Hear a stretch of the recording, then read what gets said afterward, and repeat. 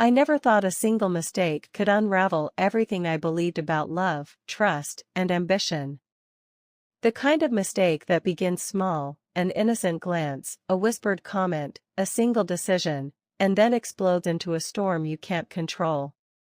I should have seen the signs, I should have listened to the nagging doubts in my mind, but I was too consumed by the thrill, the danger, the intoxicating mix of desire and power that surrounded him.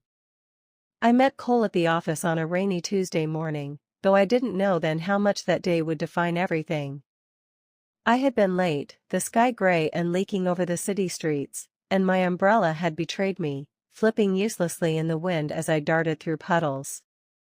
By the time I reached the lobby, I was soaked through, shaking off rainwater from my jacket and hair, and completely unaware that he was already watching.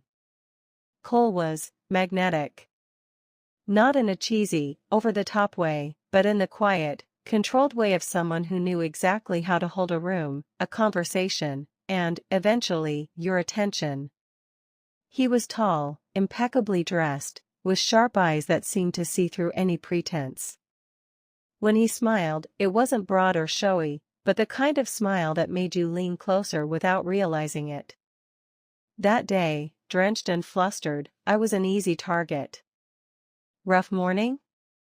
His voice was calm, commanding, yet somehow gentle, like he had all the time in the world. I nodded, embarrassed, and he offered me a dry towel from his office, an odd but oddly charming gesture. By the end of the day, he had slipped me his number under the guise of professional networking, though I knew it was more than that. It didn't take long for things to escalate. Lunches turned into dinners, dinners into late-night conversations over drinks, and soon, I was caught in a whirlwind of attention and charm. He was my boss, yes, and the thought should have stopped me, but the thrill was irresistible. There was a dangerous excitement in being close to someone so powerful, someone whose approval mattered professionally and personally.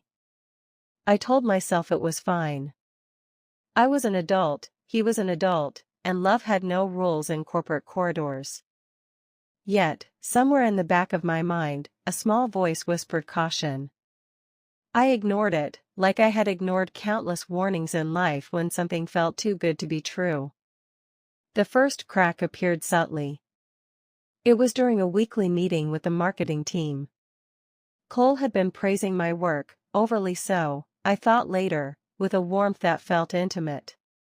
One of the younger assistants, Kara, had given me a sidelong look, her lips tight,